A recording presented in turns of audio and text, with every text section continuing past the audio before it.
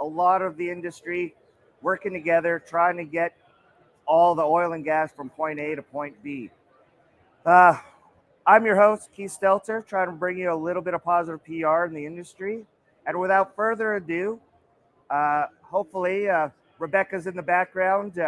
She's joining me, David Gibson's mom, host of the Vidor Locksmith. Shout out to David Gibson. I have a great guest here. Rebecca, are you ready to go? You're good? I'm live. I'd like to introduce my first guest. Without any further ado, he spoke this morning, 8 o'clock, correct, sir? Right. Tom, take it away. Introduce yourself. Let everybody know who you are, Sure. what you do. All right. Thanks, Keith. Thanks for having me. I had an 8 o'clock talk, so I was very happy there was a large crowd. No hangover issues or whatever else there. But That's very surprising considering some of the crowds last night. Most definitely. I'm Tom Sang. I'm currently the director of the School of Energy at the University of Tulsa up in Tulsa, Oklahoma. We have a graduate and undergraduate program in energy management. I've been there 8 years, but I'm an old oil and gas guy myself. I was in the midstream natural gas liquids industry for over 30 years. So basically, I teach things that I've done. I come and talk every year at the GPA Midstream Conference. As you mentioned, it's a great turnout. It's a great conference. This year, what I thought I would do is sort of talk about the pros and cons of the energy transition. There's a lot of talk about it. A year ago when I was here, I was talking about signs that it's happening, it's coming, but I think everyone will agree it's blown up in the past year. Yep. And not the least of which reasons is government funding for research and infrastructure. So my premise was sort of, we started off with this energy transition, and we all know the idea was a transition away from fossil fuels. Well, that's just not possible. We need more energy. We don't need less. Exactly right. We've had major events, like Winter Storm Uri, 2 successive summers of record heat globally, and then unfortunately the Russian invasion of Ukraine, which put a focus on how much we rely on fossil fuels and that they need to be a stable supply source of energy. So we really moved from transition away from fossil fuels to an energy transition that definitely includes fossil fuels, but we're going to add other sources to it. Yes, a big the population is growing. There's more people. There's more demand every day. Electric cars is one of them, right? Exactly. You can't have one without the other. Right. So we're really talking about an energy transition that's really an energy addition. We're going to maintain fossil fuels because we have to have them, but we're going to add things like hydrogen as a combustible fuel or hydrogen to power fuel cells, things of that nature. We're going to see an increase in solar and wind, but you can't increase those sources without battery backup.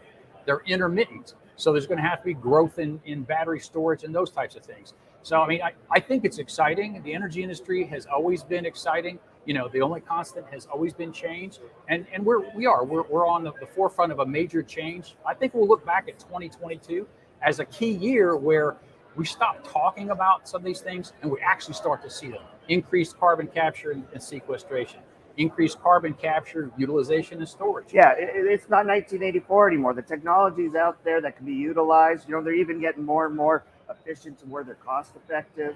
Where maybe some of them are older technologies, but we have come a long way. We produce water, carbon capture. I had some gentlemen on with little module refineries.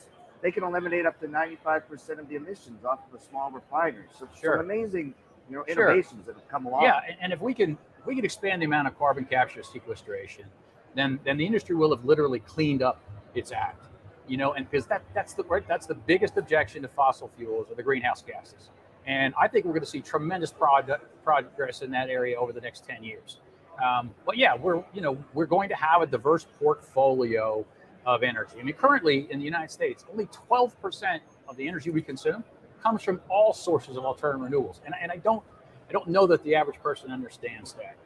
So 88% of the energy is coming from non-wind and non-solar and non-hydro and these other non-biomass. So, that piece of the pie will grow, but we can't walk away and turn our backs on the fossil fuels that we're using every day.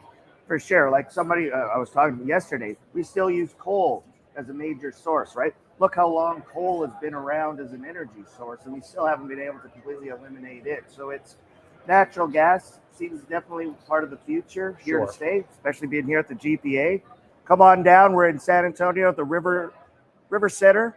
right? We're not at the Center. Riverwalk. We're across the street Center. from the Riverwalk. Yep. Come on down. You haven't checked it out. So your talk was about the transition. You know, do you think it's more of needs to be an evolution then to incorporate some of these new technologies, or do you think eventually we will get away from all this, or do you think we can clean up the act? I definitely think it's an evolution to include other sources. I mean, if you look at hydrogen as a combustible source, the primary source of hydrogen we're going to be looking at is natural gas, is methane. So you take an electrolyzer, you split out the hydrogen, which then and then you're left with oxygen. So you just become the fuel source instead of CH4 methane. So yeah, so we're talking about, okay, this is great. We're going to go to hydrogen, it's a clean burning fuel, but guess what? We're going to be pulling that from methane. So I said in the future, I mean, you could see a situation where potentially the processing plants that currently clean up the raw natural gas, they'll have electrolyzers there, and they'll be basically feeding hydrogen, H2, into the gas transmission and distribution systems. Awesome. No, great to know that you're here supporting the GPA, and I really appreciate you coming on and sharing that with us. Oh, my pleasure, Keith. Yeah, this is very, very great nice convention. to meet you. Nice and you're going to be here next GPA? Is it Generally, it's a yearly thing for you? Exactly right. Yes. Any other big shout outs you want to make? Any announcement? Anything going on at the University of Tulsa you want people to know about? Or we're just hey, we're looking forward to having a good football season.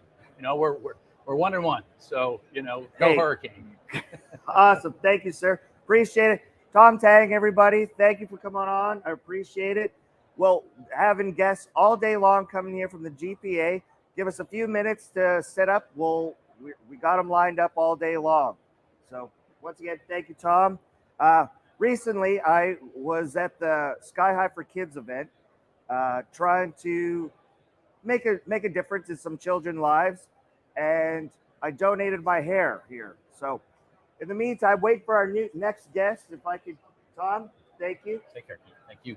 And I'll get Rebecca to switch out your microphone, and we got our next guest, I think, on deck here.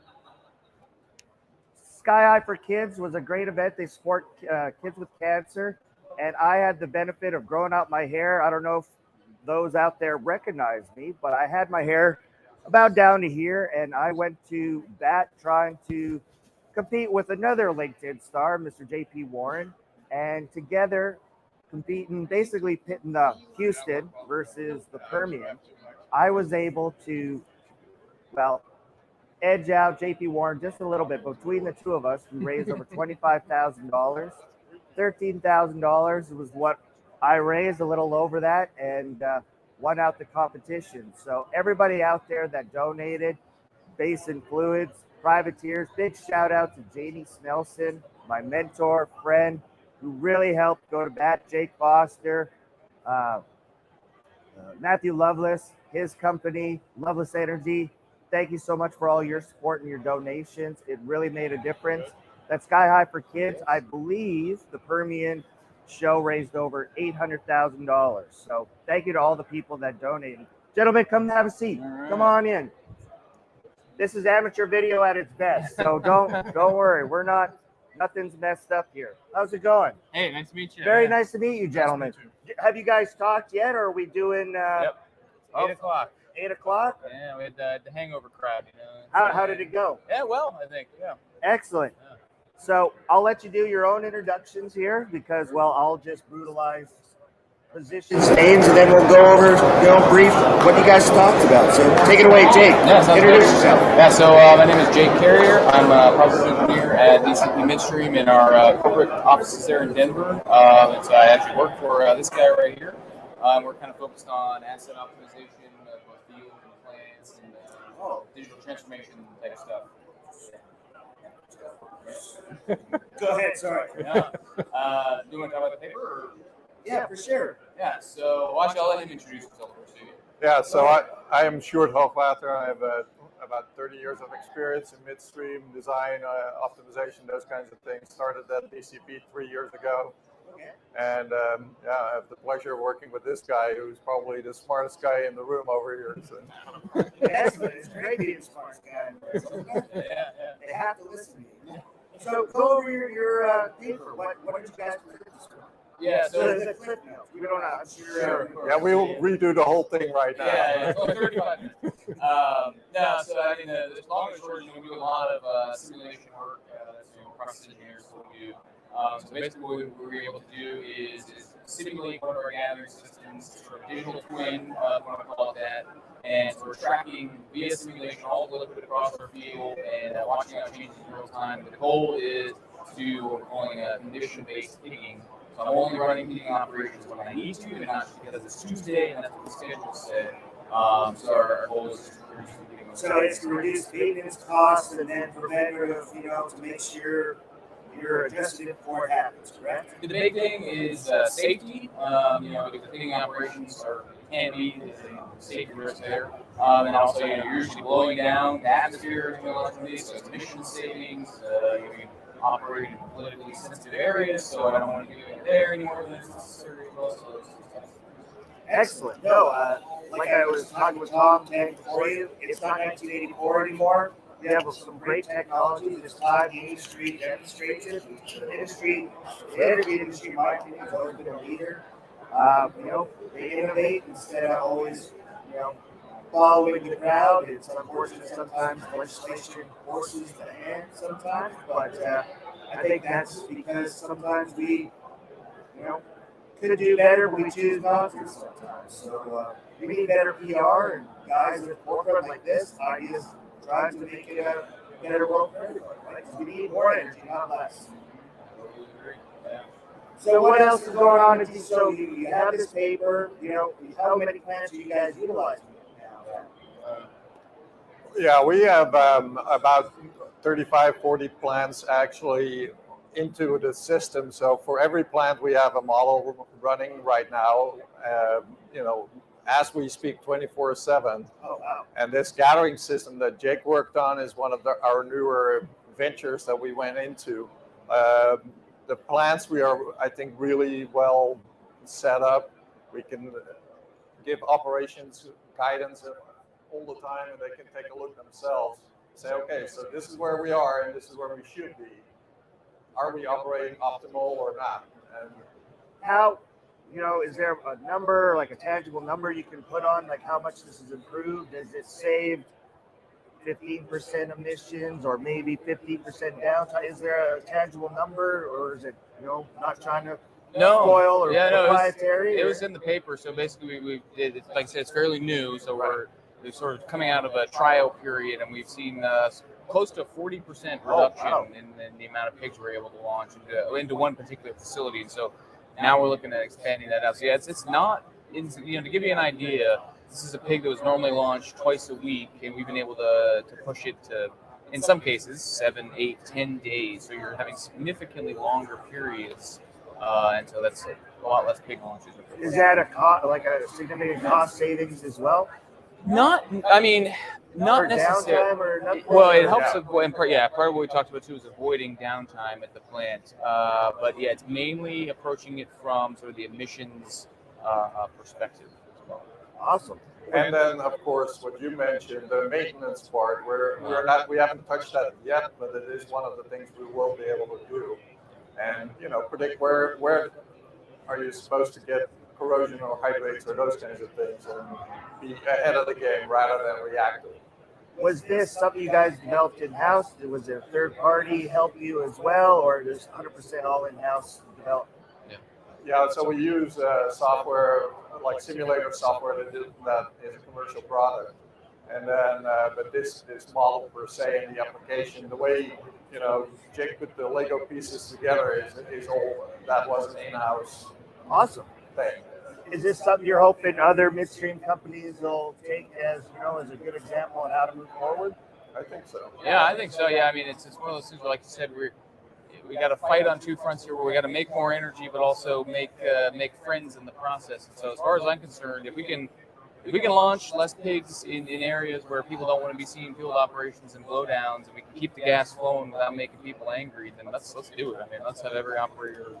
Gas is over $8. Yeah. You don't want to be wasting that, right? It's a precious resource. Well, gentlemen, thank you very much for coming. I'm sorry we're a little bit behind on schedule, and well, thanks I for having appreciate us. you sharing that with us. Man, always great to have some guys from DCP. I have a good friend, Ron Madrid, that works out of the Berlin office there. Love him to death. Yeah, great guy. He's been around a long time, so whenever I have questions, I go, "Hey, Ron, does this make sense to me?" He'll either tell me it's crap or it's good to go. So he's a really good guy. So thank you very much. Yeah, thanks for having us. Appreciate it. Yeah. Excellent. Moving on. We're finally catching up on my schedule, I think. Oh, heck yeah. Look at that. I've got a little something for you. When they say it can't be done, you just go ahead and do it, right? Oh, yes. I forgot about the gifts. I'm sorry. We have, small gifts for people who come down and agreed to speak with us here today. The GPA coming to you live from San Antonio, Texas. Doing my best to do a little bit of PR for the GPA, which, I was blown away with how well this event was done last year. Amazing people.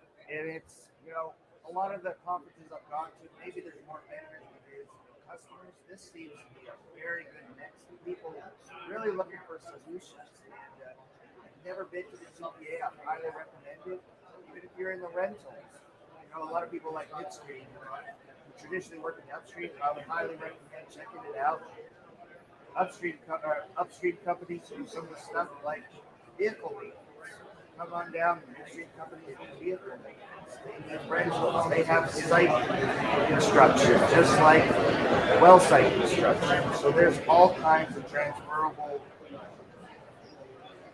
services that are required. And I highly recommend getting down. Catching up on some of the announcements. Next week, I will be coming to you from School of Energy out of Azteca, New Mexico. They've invited me to speak to some of their students there. We're going to do Tally Book Tuesday from Azteca, New Mexico, the School of Energy. They promised to help me out with their video department. Shout out to Craig. I don't know if you're watching here today. Hopefully you are. In the comments, let me know where you're watching from. I don't got them right in front of me, but I'm sure Rebecca can put up on the screen all the nice little comments we're getting and let me know if we got any cool questions out there. Once again, San Antonio, River Center, Marriott. We're across the street from the Riverwalk Marriott. San Antonio, beautiful city, been very welcoming, having a great time. And, well, I might as well let you know now because a couple people have already announced it on LinkedIn. My wife and Drew Ludlow and a few others. It's my birthday. I'm 42 years old today. If you would have told me a few years ago I would be doing LinkedIn Live, 42 years old, I would have laughed in your face. But such is life, and that's where we're at these days. And for some reason, people seem to tune in. So thank you to everybody who's been following me on LinkedIn, has helped me get to this point. Couldn't have done it with all of your support out there. I've met so many great people on LinkedIn. It's been an amazing experience. Who do we have up next? S&D. Oh, are we ready? The man, a myth, a legend. I was talking to him last night. Going to be joining me. We'll get him all mic'd up here in a moment. We have a gentleman going to be talking to us about the mega rule when it comes to pipelines. I was like, mega rule? What the heck's that? Well, we're about to find out here in the next few minutes. There you go. A gentleman named Mr. Ben Day. I'll let him do his own introduction. Ben. How you doing, Keith? Good to see you. Good to see you. It's been Thank so you. long since Yeah. last night. All since last night. Fantastic food. Thank you, So sir. appreciate you had a it. good time last night? Oh, absolutely. Excellent. Absolutely. You're not feeling a little rough this morning? Well, that goes without saying. Does it? Well, Oh, yeah. okay. Go ahead, everybody. Introduce yourself. So I'm Ben. I'm actually one of the partners here at S&D Associates. We do I call it midstream operations, midstream consulting. And right now we've been asked to work with some clients on the mega rule. So what's the mega rule? It sounds very important. Well, it's a new federal regulation that was given out in January of this year that mandates all gathering systems, natural gas gathering systems, have certain stipulations that are now going to be regulated. And so it's every single diameter piece of pipe. So from half-inch piece of pipe all the way up to a 42-inch piece of pipe. And there's different classifications that came out of this. There is what's called the R class, and there's a C class and a C class with additional requirements, or a type CAR, as we refer to it.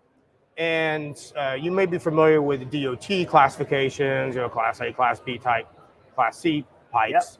Now gathering systems are falling into, on the most stringent side, Class C pipes. So from wellhead all the way into a centralized gathering system, you're going to have, these pipes are now going to be regulated. Every single pipe. So right that screws into the, off the wing valve of the. Yes.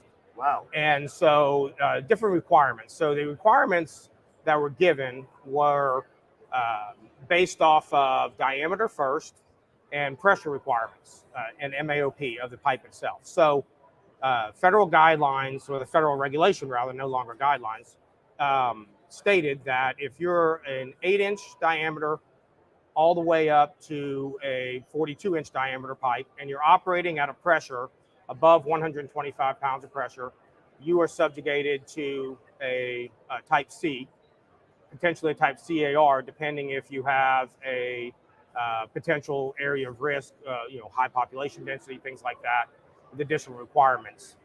And does that mean that anything connected to that pipe is also subject to that regulation as well? It is, until you actually have a demarcation, say, from a 31.8 basis to a 31.3. So Okay. if I'm going into a facility all the way until I have that demarcation valve to make it a 31.3, then yes, you're going to be subjugated all the way in on this federal law. So what is this, okay, they've applied this regulation. What does that actually mean for the midstream companies that have these pipes? What are the additional steps they have to take? So you have a number of different steps. So let's talk first about what's called a type R pipe.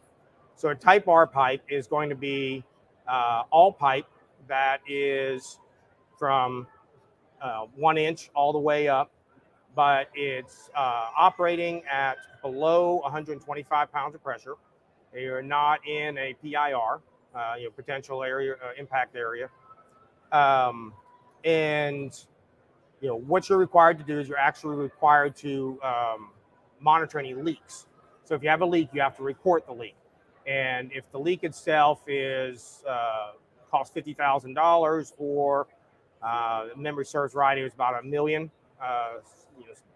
on a leak potential, then you have to do a instant investigation. And so all of these things are now documented. You have to do this annually. Type C and type CAR pipe looks very much like you would operate your normal DOT pipes.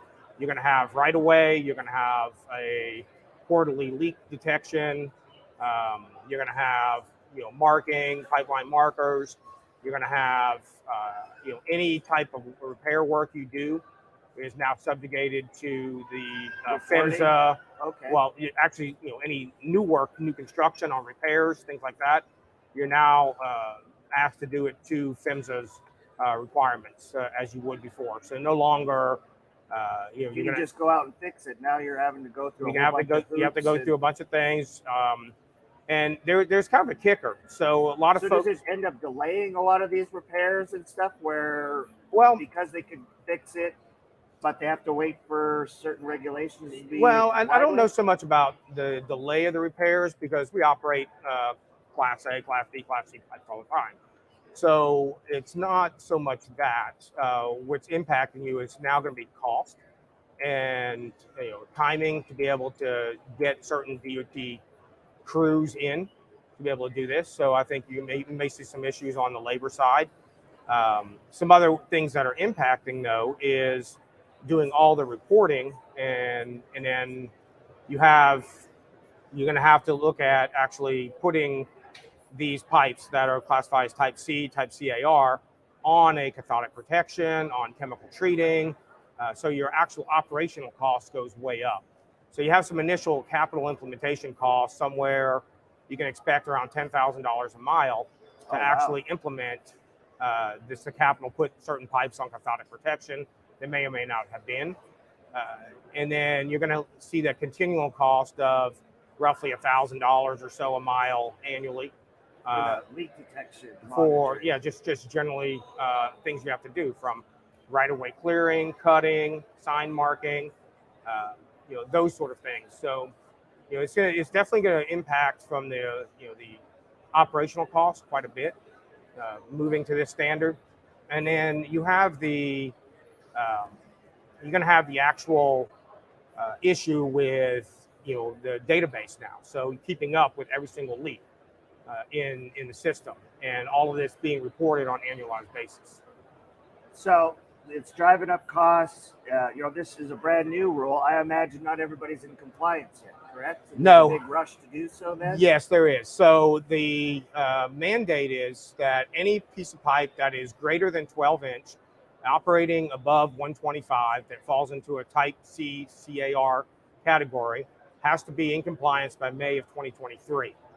And any piece of pipe that's between 8 and 12-inch that is classified as a Type C, Type CAR, has to be in compliance by May of 2024.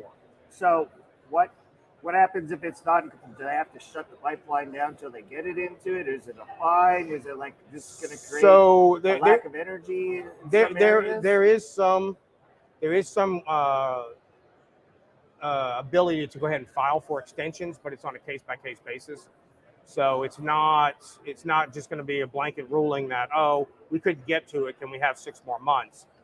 You have to give justification on why we can't get to it, what's the issue, where's the delay, and it's on a case-by-case, pipe-by-pipe basis. So do they have enough people, I guess, assigned to these cases so that it goes through? Well, or is there like a lot of government issues where it's going to create a huge backlog? It's I can't speak from the government how they're staffed. I know from the operating standpoint, operating companies, they're scrambling. They've carved out huge capital budgets to be able to get these pipes in compliance. As you can imagine, at $10,000 a mile, say you have 5,000 miles of pipe or so that fell into these categories. I mean, you're looking at quite a large capital expense. And then integrating and getting operational personnel, hiring people, getting them up to speed, training them to be able to now operate these at that DOT level. How did they come up with some of the what was the land? Like you said, 125. Why isn't it 200 or why isn't it 100? Is it just the number? Or? Yeah, there's definitely some opinions around that. I think that some of this it's very historically given. Where you look at an old ANSI rating for a piece of pipe, it was a 125 class, and there's some arbitrary piece in there. Now there is one other caveat, not just the 125. From an MAOP standpoint, if you have an actual certified MAOP with a hydro test on your pipe, and you show you're operating that at 20% of the MAOP, or 20% of SMICE of that piece of pipe, then you can get it into a Class R pipe. Now, here is if for some reason you wanted to ever convert that pipe back. So you had a good hydro record, let's say it was at 1,480 pounds, life was great on this piece of pipe, but we chose to go to R class, operating it down at say 200 pounds, and we want to bring it back on for whatever reason, new packages of gas coming in, this and that. You cannot just convert it back over. You have to rehydro that piece of pipe and reestablish a new MAOP to move it from an R class back into a Type CAR. Okay. Was there, this new regulation comes in, it's January. What was the pushback from, the midstream, associations like GPA? Were they on board with this? Did they call for this? Were they at least consulted on it? So the GPA actually filed a motion against the federal government on this, and there was big pushback, concern about it and how it impacted the industry. And, so I know that the GPA was fighting on behalf of the operators, which was, always a great, voice to have those lobbyists there helping us. But we didn't get a lot, from the standpoint that the government didn't really move. They actually gave us a 1-year extension on the pipes from 8 to 12-inch, and that was it. So that's what that was. Is there any plans to continue pushing back on some of the legislation, or is it just kind of I don't know. Accepting it, or I think there are some talks around it, but there's nothing that I've seen that's come out that's going to continue to get filed motions or anything like that to continue to push back. So we're all working towards the 2023 May of 2023 for the larger than 12-inch pipe, and then May of 2024 for the 8 to 12-inch pipe. Awesome. So what is this? You know a lot about this rule. This is one of the first times. I recently only heard about it. What does this mean? For you, are you a lot of companies coming to you trying to help deal with this? Yeah, we get pretty tied up. So I trying to help folks and help them evaluate. I mean, one of the big efforts that companies really have to understand is the optimization side of what pipes do we really want to keep. Your cost has gone way up now. So do we really want to keep this pipe? So they have to make a lot of business decisions around just gas in general. So the price of gas is going to continue to go up now that you have these so that means new rules. Electricity is going to go up. All the resources you have, plastics, all the downstream commodity consumers that we get from the wellhead all the way in. These prices will continue to grow based off these regulations. And so one thing we have tried to do to help keep costs down for these companies is we've gone through, we've optimized, their systems, things that didn't make necessarily, big business decisions. Let's get out of those pipes. Let's abandon these pipes. Let's go through that process. So doing a lot of house cleaning of some older gathering systems. And that should help things out just to keep costs on par. But it's still going to incur quite a bit going forward. Understood. Rebecca, do we have any questions coming in the comments at all on this?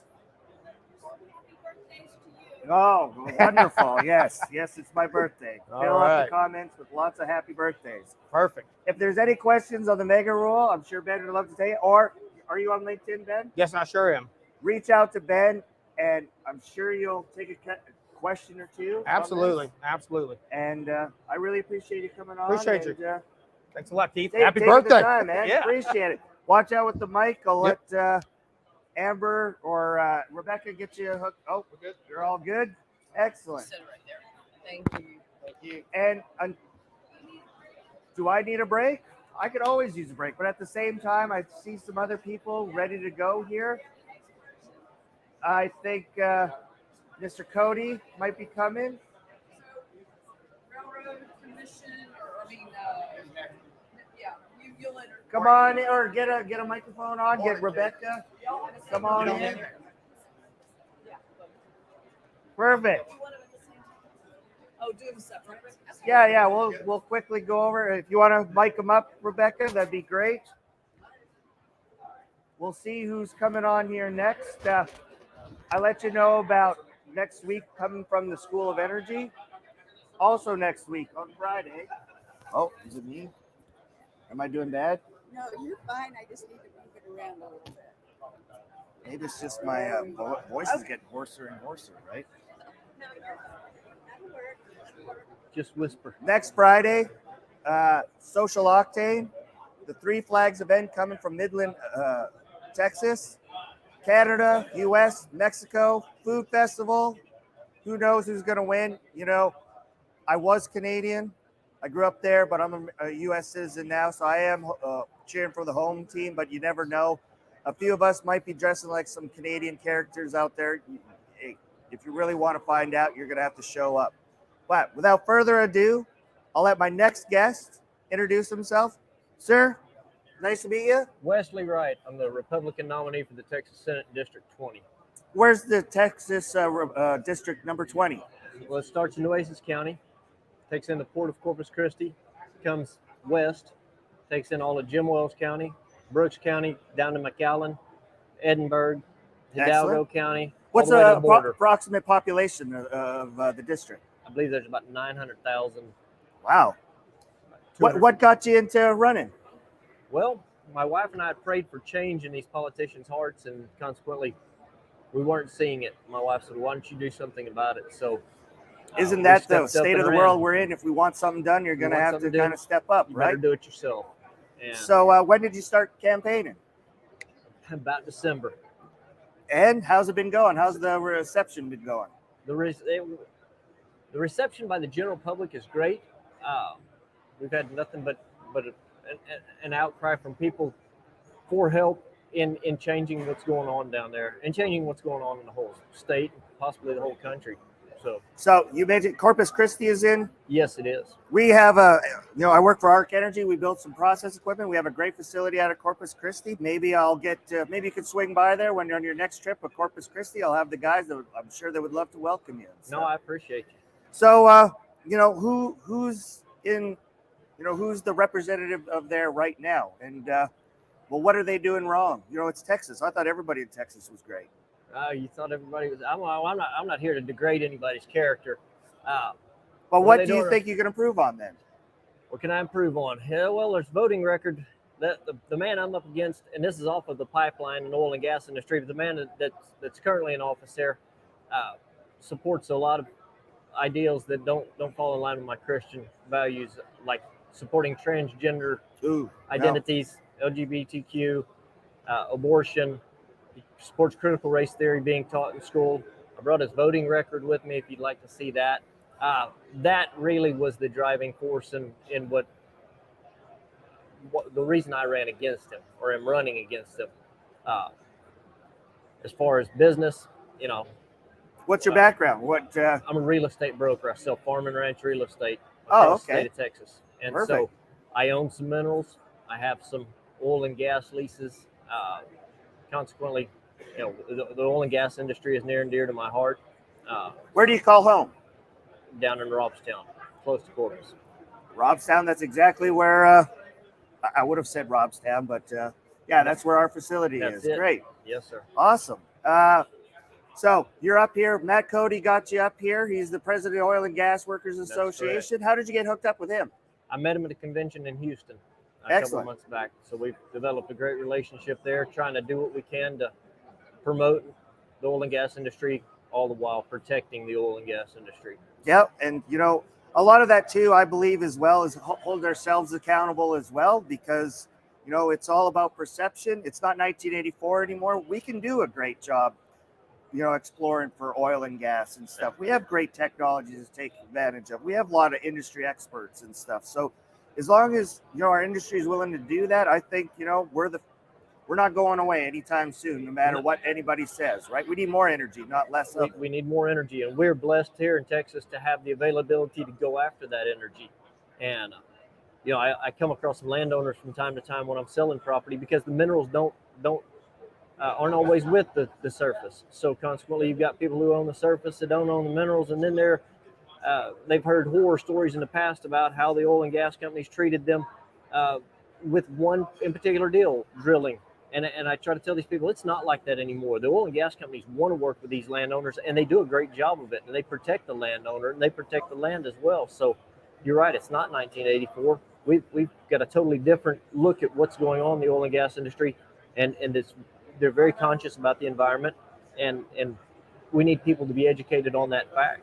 Yeah, we definitely need more PR. That's why I try and do a little bit of this show all the time, and we can try and feature great new technologies. Like I mentioned earlier in the show, there's a company out there that makes little module refineries. And with the carbon capture technology they attach these little refineries. They can eliminate up to 95% of the emissions what a standard refinery does these days. So it's amazing where the industry has come at this point. And there's technology to take advantage of and address a lot of different concerns. So I appreciate you coming on. Any other big shout outs? You got any other events coming up? When's the election? The election is November 8th. So everybody get out and vote. And all across the state need to. So November 8th. So the midterm, you're with the midterm elections. How long has the incumbent been in power? I believe he's been in the Senate for around 20 years. He was a House of Representatives in the House for, I think, about 15 years prior to that. Oh, so wow. So he's been a politician for a long time. He's a career politician. And that's what we need to all focus on as when we're looking at who's out there. Everybody needs to take some time to serve and put that in. It wasn't meant to be a career, in my opinion. That's exactly right. And you do your time and get out and let somebody else get in. Exactly. And that's how we get different ideas and innovation. So, that's exactly sir, right. Appreciate. Do you have any events or are you stopping by that you want to announce or either? we're going to take care of this event, and then we'll look down the road and see what else. Did you get a chance has to in walk store. around and meet any of the folks We just here? got in here, so we're going to go around and meet some folks. And I hope you stick around. We have a sweet night tonight. Come up, Suite 3529. Come meet some great midstream folks. We'll have people from San Antonio and Austin and a few others. So we'd love to have you. I Really appreciate the you coming invite. up. It's nice to meet you. Thank you very much, sir. Thank you. Thanks for coming on.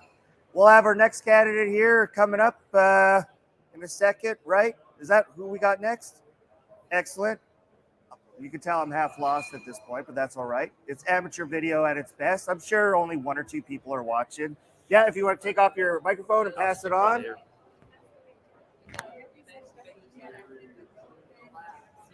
We're moving right along here. Things are going a lot smoother. I hope the internet's working. Who knows? We're getting birthday comments. I've heard at least a few of those. Any questions out there, Rebecca? No, nobody cares, right? We're informing them so much that their minds are full, right? That's what's going on. Very nice to meet you. I'll let you do your own introduction so I don't brutalize it. Go ahead and tell everybody who you are. Great. My name is Michelle Lopez. I'm the candidate for state representative in House District 45, which is south of Austin. It's in Hayes County, and it includes San Marcos, Kyle, Buda, Niederwald, Ulen, parts of Dripping Springs, and parts of Driftwood. So, what got you into politics? Why are you running? I'm running because ultimately I'm a mom, and there were a lot of things these last couple of years in education that truly sparked me to say, all right, I've been in the background supporting. When I was called and asked to run for this, I prayed about it and said, all right, we had a family meeting. We all agreed this was the right thing and the right time. You know what? COVID might have been bad for lots of reasons, but at the same time, I think it brought education out, what was going on under a lot of people's noses. And you know what? If there's a positive to be taken from it, it showed what was actually going on in the classroom. I have a 5-year-old son who just started kindergarten and a 7-year-old daughter in grade 2. And, I worry about them. So, but at the same time, I'm in a pretty great area, West Texas. I live in Odessa. My kids didn't even have to wear masks and stuff during that. So I'm very, very thankful, very blessed that I'm originally from Canada. Canada was not, they did not handle it well. No. So you're running, what do you hope to change? What is the person in your district not doing? I'm not trying to disparage anybody, but what do you hope to improve on? I'm hoping to flip the consideration that's happened. My opponent has been into office for 2 terms now, so 4 years, but has consistently put out roadblocks for any of our oil and gas industry. And I'm wanting to be someone who is going to be able to say, let's talk.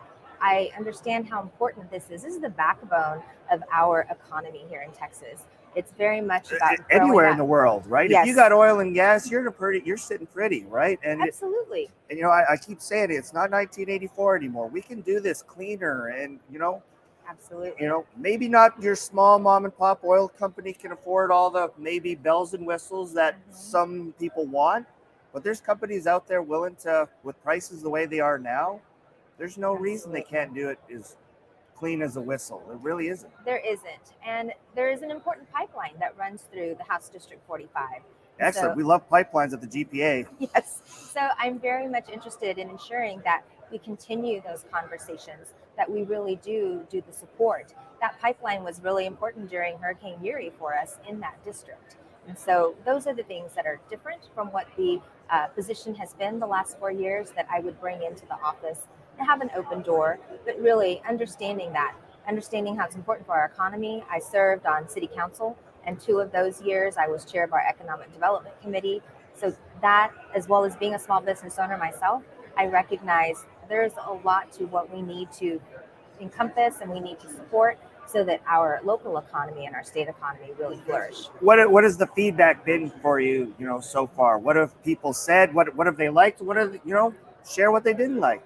Yeah, I think people have really been very open and welcoming to what I would like to do. I've really talked about the issues of education. How do we let teachers be teachers, focus on that, leave parents with their decision-making rights on all of those other issues that are not academic, but also economy and job growth are important. And those are the things that seem to resonate in the community. As I've been walking on and talking to people and knocking on doors this summer, we've been out to about a little over 1,000 doors this summer. And Awesome. that has been great. A good reception and a really great pathway to victory here. You know, everybody gets bad feedback. What has been the backbone of, why they don't, what has been the pushback? Would you be willing to share, why they want to do certain things certain ways? Like what is, I see it too in the news and stuff. And sometimes I just can't wrap my head why they would want to do, the critical race theory, some of the stuff, but, what has been your, thoughts on that? I think when I have received some pushback, it basically is they don't understand what's happening. Things like social emotional learning sound wonderful. Why wouldn't we want to promote that? But when you dig down into what it is that they're asking, then it really is creating some further division. So educating yourself, understanding what type of materials are being available in the elementary school library, the middle school library, the high school library. These are things I wouldn't even want to read myself. And I think once parents begin to understand, and that's what I feel is one of the most resonating issues that I've heard. Parents on both sides are very concerned that they retain their rights as a parent as to the material outside of the academic pieces. What do I've seen that too. It seems like people are trying to tell parents how, what's best for their kid instead of allowing them to make that decision for them. Why? What? It's been, parents have had the best interests of their children for thousands of years. What do you think changed that all of a sudden they don't think we have that anymore? I think maybe there's always been a sense of, I know better, I can do this. And parents have thought, they're in school. You assume they're safe, and yeah. It went great for, us as public school children. And it has really changed. I've been in higher education for almost 30 years, and I've even seen that conversation change over the last maybe 15 years or so. And it was things that were happening that I didn't even learn in my graduate work, that language and words that one day I had to go out and look up what is a microaggression, because that was not in my doctoral program. So things have just been seeping in. It's all about language, and it's very clever when you're using language to change the narrative. And I think it's easy. Like I said, it sounds good. Why wouldn't I? But you really have to dig in a little deeper as to what that means. We need to be allowed to have those conversations. It seems that debate has kind of gone away, and that's very unfortunate because, free speech usually led to debate and open ideas and innovations. And now, if you can't even question, well, why are we doing that? It's not a good thing, in my opinion. It is, and that has changed a bit as well. I'd always had free speech under my purview as an administrator, and I would always talk with students. Well, you may not agree. They have the right. Here are the things you can do. How do you want to counter that? But that's oftentimes not how it's being handled either. And that has not allowed everyone to express their opinions and views. Awesome. Well, thank you very much for joining us. So did you just get here as well? Have you had a chance to walk around the floor yet? No? I'm going to do that as soon as we're done. I just arrived. Excellent. And hopefully you can join us at our sweet night tonight. ARC's hosting another bunch of people up 35th floor, 3529. Come on, check it out. And we'd love to have you around. It was very nice to meet you. It was nice to meet you. Thank you very much. Good luck in the election. Support. Thank you so much. And just in case anybody wants to know any more, I'm on Facebook, Lopez for HD45. You heard it here. Go check it out. Support. We need all the support we can. Thank you very much. I appreciate it. We're moving right along here. What time is it? 10:23. I think our next guest was scheduled for 10:30. And I think I've caught up at this point. Do you have a video or something? Okay, excellent. Yeah, we'll be back at 10:30. Give us 7 minutes. Have your questions ready. We're going to have some great people from Kodiak Compression, I believe, is up next. And I'll take a little bit of a break here. Everybody. Oh, are you here? I'm always here. Well, maybe we're just going to continue on then. Rebecca, are we still good? We're still good. Come on down. I do want to introduce you to Kendra because I think at a certain point, Kendra and I are going to talk a little bit about Oh, we got all day long. all day. Come on, Craig. No, you're first. Come on in. How's it going? Excellent. Where's makeup? You look Where's hair wonderful. and makeup? What are you I mean, I talking want my about? hair and makeup. You I look came on wonderful here just for already. my I hair don't and makeup. understand. Why would you Come ruin a on, good Keith. thing? Can't ruin a good thing. Come on. Man, I like it when men lie to me. I'm not lying. My wife's out there right now. I'm like, that's his toothpaste, right, baby? This is my toothpaste.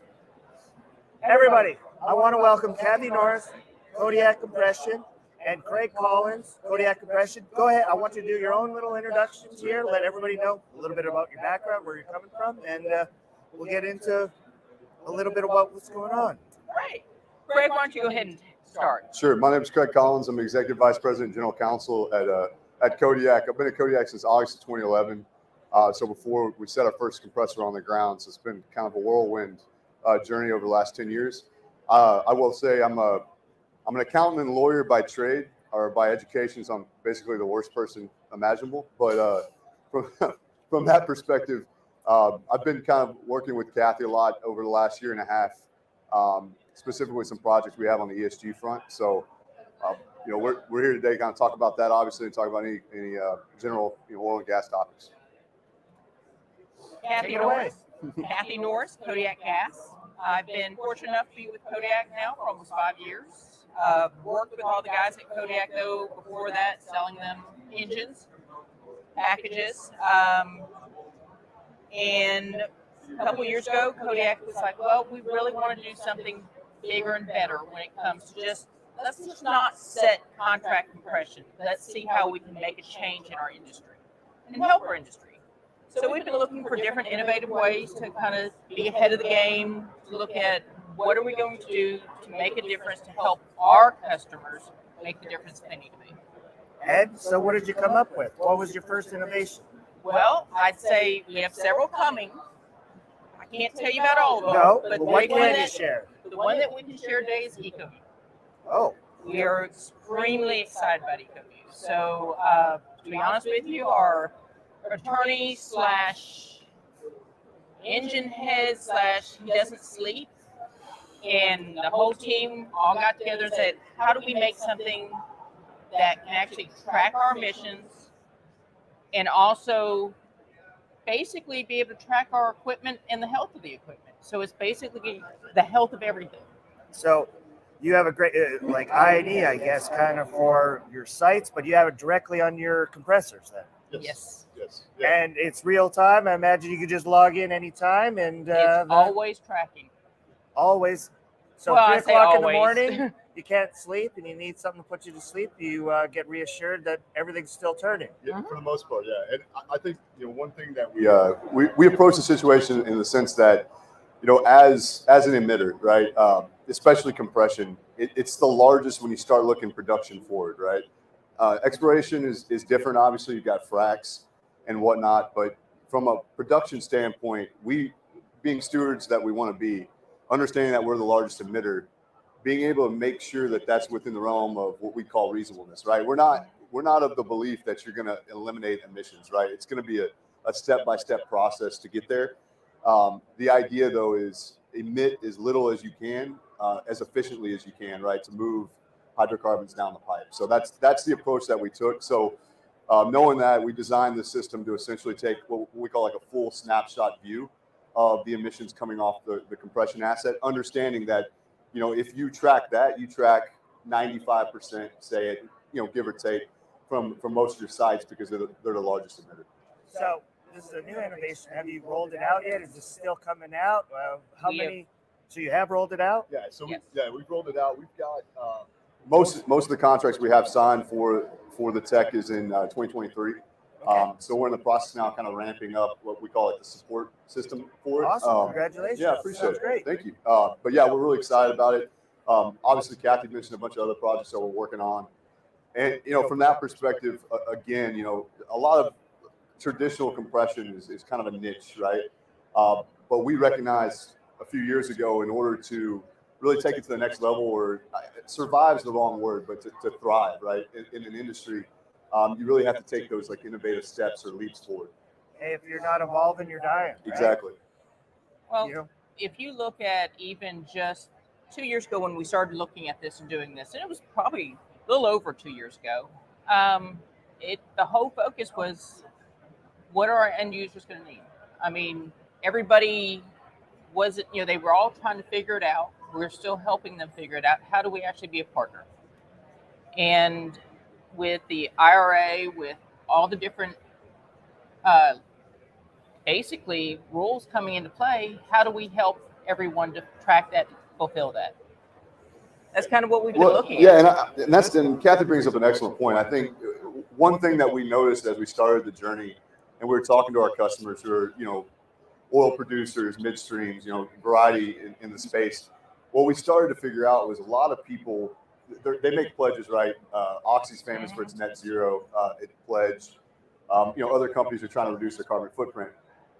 But what we started to figure out was a lot of them don't even know what their carbon footprint is, right, to begin with. And so that's really where we wanted to start, very basic, very simple.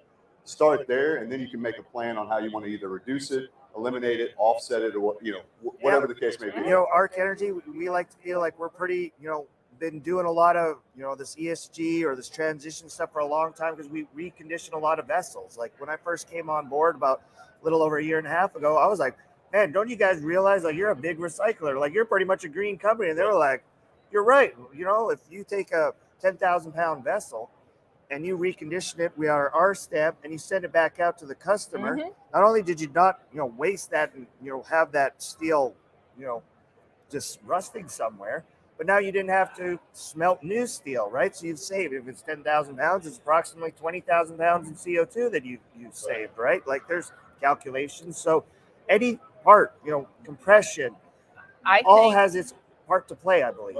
I think that's the largest issue that we have currently right now in our industry is we are not discussing how actually we are some of the most recyclable, most user-friendly. When you talk about being able to reuse, revitalize, take our compressors. I mean, those things are out there. There's some out there from the 1940s. And you rebuild the engine, you can and you rebuild send them. it back out, I can right? take it all the way down to nothing. And once again, what have we done? We've saved from the electricity, from manufacturing, from smelting, all the way up. And no one thinks about how we are providing the cleanest energy there is by doing the natural gas. It really is something, to be taken account. Natural gas has been, and that, the United States is blessed with so much of it, right? It is. And, even the CO2, I had, a guy, Joe Limecooler on, and he was explaining a lot of great things. CO2 isn't as bad, it gets a bad rap, but at the same time, it's helped, drought proof some of the crops in India. India had some of its worst, droughts here, but because the CO2, has risen slightly over there because they're not as clean, they were actually able to keep a lot of their crops and keep the yields up. They got over 1 billion people. It's a good thing they did, right? So CO2 isn't the boogeyman it's made out to be. At the same time, we don't want to be polluting, right? We don't need all these bad, there's other gases that get produced, right, from the oil and gas industry. We can clean up our act. We really can, and this sounds like one of the ways you can do it. Yeah, and you bring up an excellent point. I think, from the perspective of, again, we want to take a measured approach, right? We look at it as, I dislike the term energy revolution, right? We look at it as more of an evolution, right? If you're gonna stop, there's always heartache. There's always we need more energy, not less of it, exactly. Right? And I think from our, when we started the journey, we were looking at measuring different things, right? To your point about being a steward, we want to be reasonable, right? So don't. I always use this analogy as a joke, but don't drive down the road and throw trash out the window, right? People stop doing that over time because they naturally become a better steward of the environment in which they live in. And we started looking at this project, started looking at a lot of different, various projects with that mindset, right? Let's take a reasonable approach instead of trying to shoot for the stars with every one. Make incremental improvements and drive or push the ball forward. And one other thing, like as we've gone, I think y'all both brought up an excellent point. when we started out, we had a mindset, okay, we're concentrating on the engine stack emissions, right? But as we started evolving this project and looking around, we figured out, well, if we make it run more operational, there's less blowdowns, or more uptime, right? There's less blowdowns. So less methane being released in the atmosphere. If we actually run it more efficiently from a lube oil consumption perspective, right, that's less oil that we're consuming on a day-to-day basis. So there's a lot of, to Kathy's point, credit, I think as an industry, we need to take, but it's because we don't measure it, right? Or we take it for granted. We just think about it. So that's part of our journey with this project, was to look at that as well, so we can start making a bank of things that we can give to people to say, and look we what we're need doing, to, right? push the PR. Like, Right. this is great. More people need to know about this. I had the pleasure of being at the Produced Water Society, and they have some great technologies where they basically can take this produced water, clean it up with flare gas, and they could just irrigate land. Can you imagine if we did that in the Permian and turned, ugly brown Permian into a, green, lush area? Like, it would just send shockwaves and stuff. So I think between capturing, emissions, produced water, we're our own best friend, I think, and I think we hold the keys to the future. People who innovate like you guys. Well, we couldn't do it without everybody else, that's for sure. It is definitely a team effort. It's something I think that we all need to realize, and I think we're coming to realize. We can be competitors, but we also need to work together as a team, because we have to get that word out. I was speaking at a PR convention, and they were asking me all these questions, and it was actually an oil and gas PR group. And at the end, I asked them the question, what have you done to explain your company and where it was emitting 20 years ago to where you're emitting now? Because we've more than doubled our output as we've decreased at the same rate, our emissions. So what are we doing from how we continue to track, capture, gather, and we're lowering our emissions? Yep. We're getting better every day, and the argument's going away, right? And it really is good to see, but we have to get that word out. Like, a lot of times I have this little show, and I'll ask people to come on, we don't do that. We, especially a lot of operators don't want to get in front of they don't want the attention. And I'm like, man, you just built a hospital or something, or a playground. Like, why aren't you out telling that story, right? How you helped all these people, right? Well, if we don't start telling, I don't know if you've seen those little cameras that are over there taking very false information and leaking it to everybody, saying that you're a very bad emitter, when some of what they're seeing isn't emissions. Nope. It really is. Unless they get out in front of it, they're not going to be able to do it. You have somebody else you wanted to bring on too, do you not? No? Why don't be shy. Come on in. We'll switch out the microphone here. Come on now. Here, Kendra. There's only Why don't you like sit right here. Only my wife's watching anyway, so Okay. just say hi to my wife. Here, sit here. She might have given up already. Who knows? But it is my birthday, so she probably will stay in and watch it. Birthday.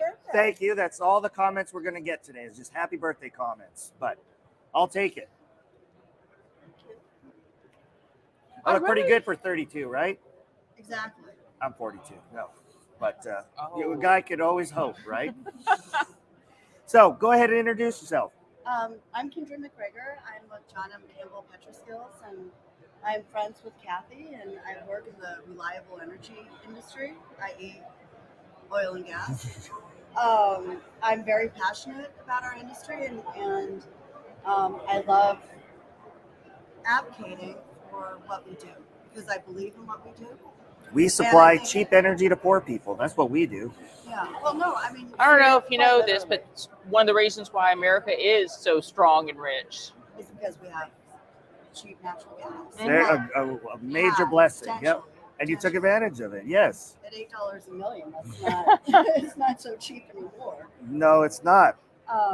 But yeah, so anyways, I'm friends with Kathy, and I was just here for moral support, and she's like, "Oh, come on, my podcast." So, oh, it's not mine. It's all yours. While you're here, it is the Kathy Show. Welcome, Kathy Norris's podcast, everybody. So tell everybody out there, what do you got going on? What do you do? So I work in competency development and training. So I am the discipline manager for oil and gas processing for Petroskills. Okay. We are a training company with an alliance of oil producers, so Saudi Aramco, Cheniere, Shell, Chevron, and so on. So they provide us guidance about our content. We do training for them specifically.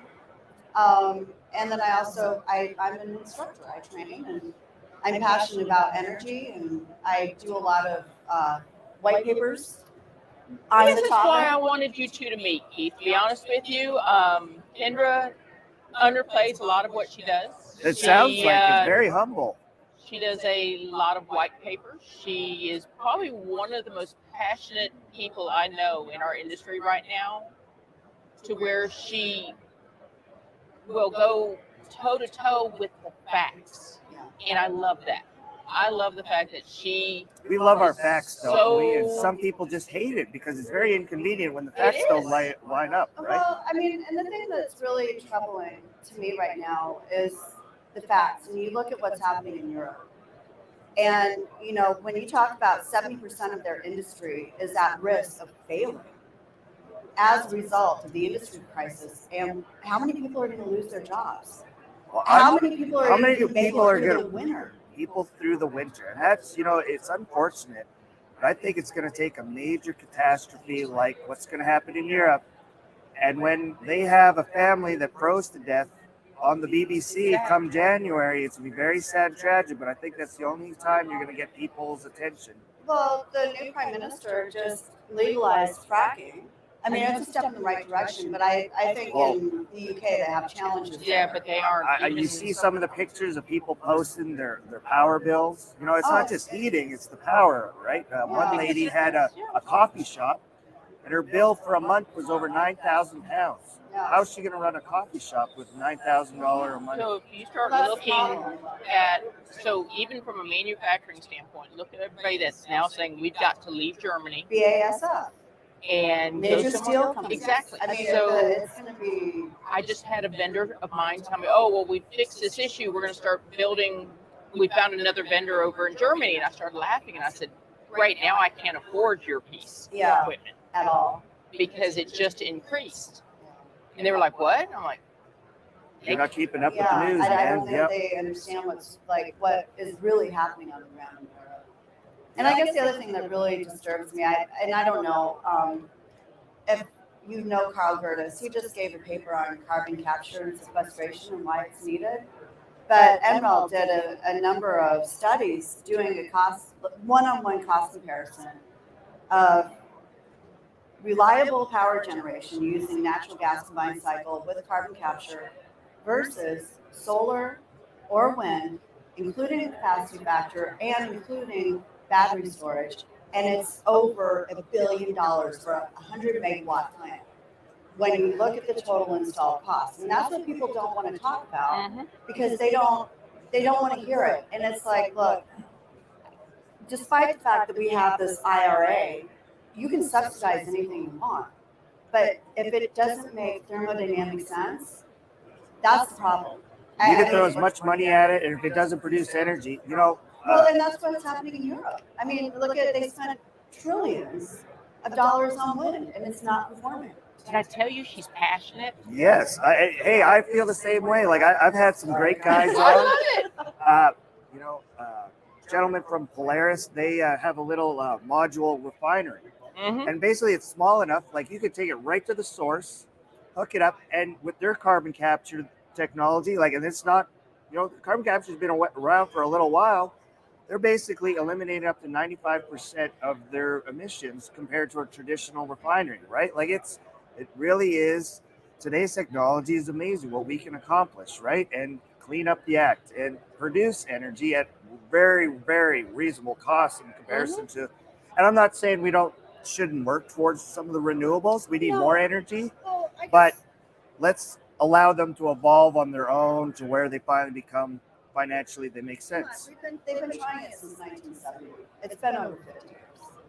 Well, Every part of, well, here's the thing. Every portion of energy has improved since the 70s, except for wind power really has not gone through any huge evolution, and neither has solar, if you think about it.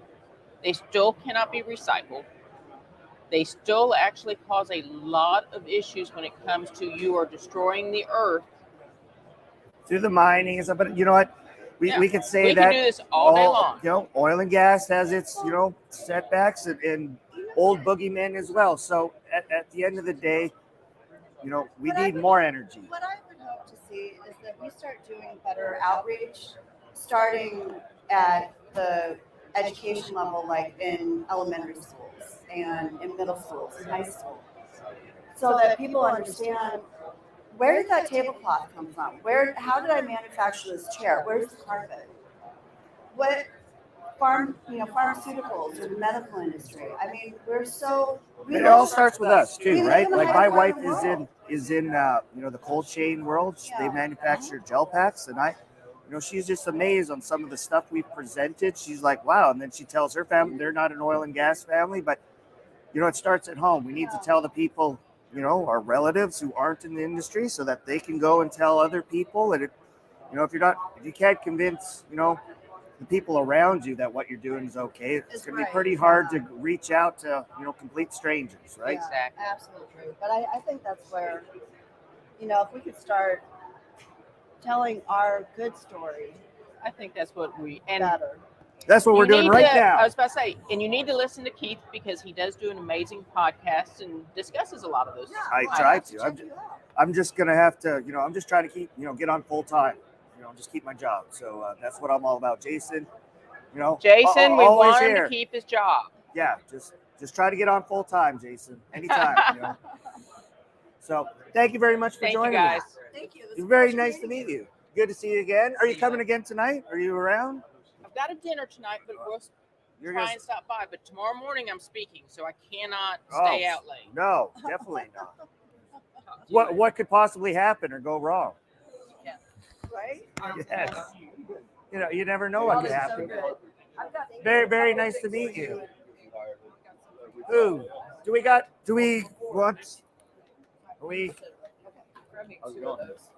Here we go. What do we got up next? Do we have anybody?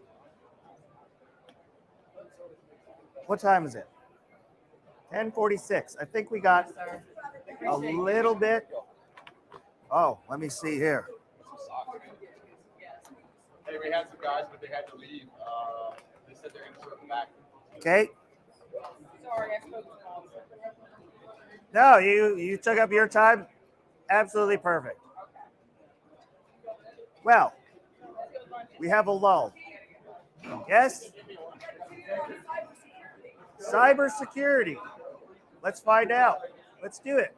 Let's keep it going. Are you okay with that? Oh, sure. That's what I signed up for. Rebecca, are we still live? Is at least one person watching? Do we even know? Oh, wow. Look, he's like, not me. That would be me. Excellent. All right, y'all enjoy. Have fun. Okay. At this point, if anybody's watching after being on for an hour, it's amazing, I think. Because people's attention spans are only about 15 minutes long. Gentlemen. If that. Hey. Very nice to meet you. Nice to meet you. Hey. Go ahead and introduce yourself. Which otherwise, camera? 1, 2, 3. Right? She'll get it fixed no matter what happens here. Awesome, So go ahead, awesome. take it away. All right. So Jacob Marsloff, the president and co-founder of Armexa. We're a cybersecurity consultancy group that is a affiliate of Audubon Engineering. Oh, awesome. Yeah. Sir? Steve Stock, I'm one of the directors out of the Houston office. I handle kind of half the business, so governance, risk, and compliance, and then infrastructure remediation. Excellent. So, gentlemen, cybersecurity. Why do we need it? So we focus on a very specific subset of cybersecurity, right? So we focus on OT cybersecurity, that's operational technology. Yep. So we're focused on the control systems, all the facilities, going out. You know. I don't think a lot of people, understand, you don't want someone just walking up to your system and plugging in and hacking the whole thing, right? So I think a lot of people think cybersecurity is just maybe for your phone or your home laptop and stuff. So how's business been? Oh, it's good. It's good. Yeah, no, our perspective really is that if you're an operational company, you need to focus on securing what makes you the most money, right? You don't need to secure, well, you do need to secure your email. I'm not saying that, right? But your crown jewels are really all the facilities. If you're a midstream company, you only make money if you're moving hydrocarbons through a pipeline, right? So you Yes, should sir. take a focus on that. So you were one of the speakers. Give us the clip notes. What the speech was about. So we're doing a cybersecurity roundtable discussion here at the GPA conference. I think it's the first time that cybersecurity is actually on the panel, so that's pretty exciting. My perspective is really going to be around why is OT different than OT different than IT security? What are some of the vulnerabilities that we see out in the midstream environments? What kind of risks exist out there, and like why is this actually important for asset owners? So what is one of the vulnerabilities out there? All right, so when we talk about vulnerabilities, we're really tying that into risk. And a lot of these companies already understand risk. You have to do that for your safety programs already. We just tie in cybersecurity onto the risks that exist today. The two biggest ones that we see are loss of visibility and control, or modifying process data. Okay. Yeah, so people that are able to go in and make changes to the control system. You think that you're hitting a button and closing a valve, but somebody else says, nah, that valve needs to stay open, right? That can cause some problems. That's a pretty big issue. The loss of view and control. You've probably heard of ransomware. Most people have heard that in the news. That's where that comes in, right? Okay. The big risks and the big vulnerabilities that exist with that, and it doesn't matter where we go in the world. We've been to pretty much every continent other than Antarctica. They're always connected to the internet. There's always some connection. Somewhat of wasn't there like an attack a couple years ago on the East Coast or something, a big pipeline? Wasn't that kind of a breakdown of some of this as well? So that was Colonial. And what the good takeaway from Colonial is that really could happen to anybody. It wasn't really that Colonial was doing everything wrong. We're not here to blame them on anything at all. Those risks have existed in the industry for a long time. We've been talking about this for well over a decade. Felt like we were just screaming at the sky for years, and then finally, people are talking about this and taking something it seriously. happened to where now we got to make sure it doesn't happen to us now, right? Exactly. Excellent. What do you see as what are the benefits to addressing this sooner rather than later? I handle the project side of it, so I lead the projects where we go in and do the assessments. We discover these vulnerabilities, these outdated operating systems, unpatched, just very vulnerable. We look for things in the infrastructure that would allow these attacks to happen, and then we help close those down. We help them understand the risk of these vulnerabilities or associated with these vulnerabilities, and then we help scope out projects to mitigate that. So that's where I come in mostly. He does most of the talking, I just do the work. Excellent. Sounds like about me. I do a lot of the talking. I try and get out there and do the odd little, visit and stuff. But at the end of the day, it's about relationships and making sure that people are aware of what's going on, right? Yep. For us, like we build process equipment, we recondition it as well. So we try and let everybody know that that's a possibility. Not everything needs to be built brand new. For you guys, in keeping with that, with the ESG push, are you able to reutilize a lot of the infrastructure, or do you have to come in and completely change everything to update their systems? Yeah, we for sure look for the minimal impact. We're trying to have operations in mind. So rarely would we recommend like a rip replace or hardware refresh. We look for little controls that can be added to mitigate or reduce those vulnerabilities or those likelihoods without a major overhaul. So yeah, we're always balancing cost, effectiveness, and complexity of any remediation that we're going to recommend. I have to ask, because I haven't brought it up yet, what about supply chain issues? Have you guys seen, your share of challenges, with some of these electronic components that you have to source and stuff? For sure, yeah. Are you guys, what are you doing to address that? So kind of depends on the situation, right? We're definitely having supply chain issues. Everybody is, you're not alone. There's a lot of good SaaS solutions, so software as a service solutions out there, which if you integrate them the right way, you don't really need a lot of hardware to do them. You just need to keep security really, really focused in mind whenever you're connecting some asset, an industrial asset, to a cloud service or something like that, right? Okay. And so we can find some ways to get people to mitigate some controls, mitigate some of that risk if they implement those solutions. A lot of times they actually have the right hardware. They have the switches that are manageable. They have the firewalls in place. But what happens is over years of different integrators coming in, configuration is often less to the minimum viable just to make it work and not really secure it. So we come in and we analyze those configurations and see where it's wrong and what could be tightened up. So a lot of the time it's just reconfiguring the existing hardware and then enforcing proper segregation by putting a proper rule set on the firewall. So a lot of times we don't have to replace hardware, just use what you have correctly. There's a lot of cool benefits that come with that too, right? So we're talking a lot about security, and a lot of people can see that from like a security nerd perspective. But since we're talking about operations, a lot of the times when we go out to the field, we'll find misconfigurations that have nothing to do with security, but they actually affect the operators. They affect how they're running their facilities. They don't know what the problem is. It just got implemented a long time ago. They've had this problem for years, never fixed it. It might be something simple from our perspective, has nothing to do with security, but helps them run and maintain their facility a lot. That's the other half. So securing, but also availability, so operations. So many times we'll go out there to troubleshoot what happened. They'll make a network upgrade or make a new connection, and it'll unexpectedly take down a portion or all of their network. They'll have extended downtimes because it doesn't recover like it should. And so we help troubleshoot those kind of reliabilities. And if they have redundancy set up that's incorrect, you'll see things like that take down the system. So we help get those out of there as well. Any big success stories you can share with anybody that recent wins or not? Don't want to put you on the spot. I know everything's proprietary and stuff, but if you do want to share or any other big innovations coming out, you want to shout out? Yeah, sure. I mean, we've had some success with clients where they're really starting with nothing, right? They know they have a problem. They might have had an audit. They saw some issues out there in the field, but they don't know what to do. We were able to come in, help them stand up that program, make it something that's repeatable, easy to understand. Where we started, there was maybe some contention from operations. Security can be somewhat of a bad word. They don't like IT messing with their systems, right? That's normal. By the end of it, though, we were all having very collaborative discussions. They're wanting to do more work and see what they need to be doing next, right? We made it seem more achievable to them, right? More consumable to what they needed to do. Awesome. Yeah.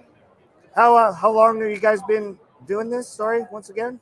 So Armexa, the company, we've been around for just about a year now. Brand new, awesome. Yeah. But we have been doing this for, I've been doing this for about 8 years. You've been longer than that. I don't even know anymore, but so a lot of us came, so we're all affiliated with Audubon. We're a subsidiary of them.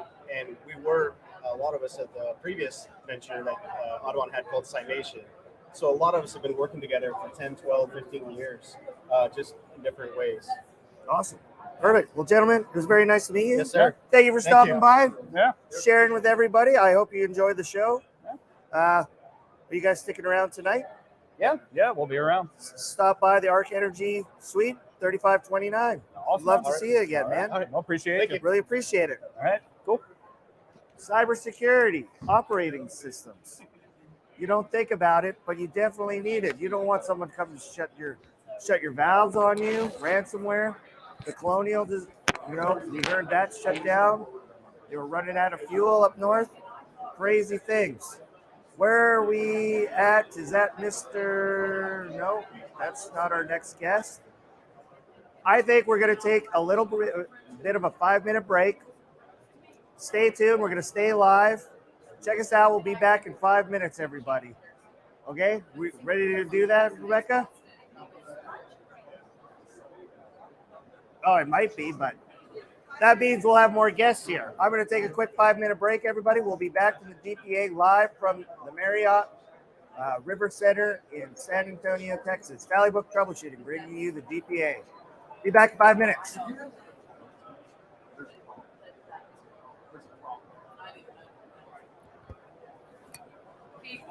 Great job. Hey, I went and talked to all the vendors. Yeah. So I said today and tomorrow we'll have to see. But I did talk to Joel Moxley. He said he comes at 1:30 today. But I told him, I said, we'll confirm with you first. Because I know you sort of wanted to. Joel is GPA president. Okay, yeah. So I'm going to tell him okay. Yeah. All right. We'll see if we keep having people. I think we could be live for 4 hours. Okay. So everybody's going to lunch now with the GPA. So they'll take a break for about an hour, and then I'll chat them up again. I think Robert Bryce is supposed to be here at 11.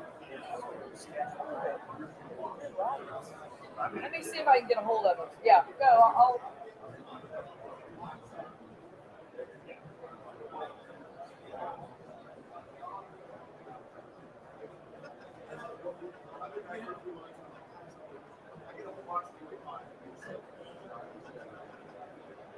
Yes, sir. Thank you. Appreciate it. Hi, Nice to meet you. Hi. Hi. Ran off. Robert Rice. He just gave us, we just did your discussion.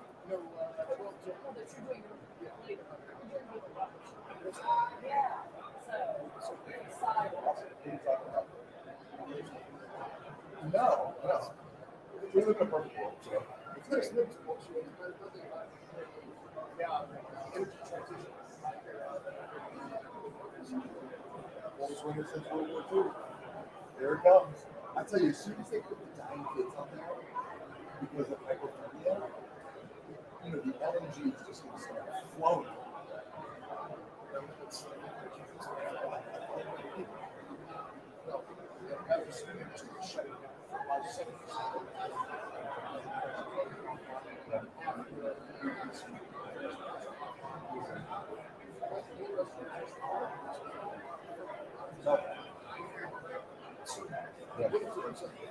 Yeah, absolutely.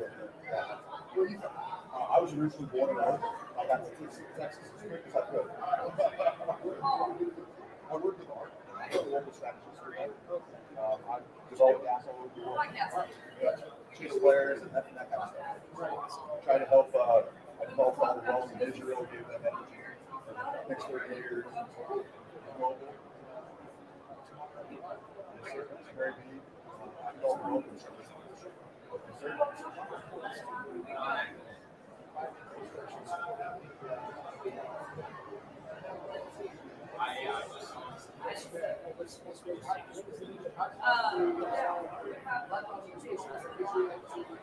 Oh, the East Med pipeline. Yeah, so Turkey's one. Yeah, so you got to go to Turkey. And Turkey basically says no. We're going to. That's Robert Price. Oh, perfect. Jump on. Okay. Nice meeting you, sir. Yeah, pleasure. Hi. Nice to meet you in person. Yeah. Well, where'd Rebecca go? Well, as soon as Rebecca's back, we'll go live. Good.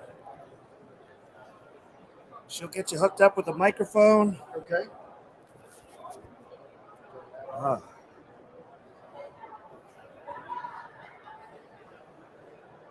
What's Juice the movie? That's my documentary that's out. What's that?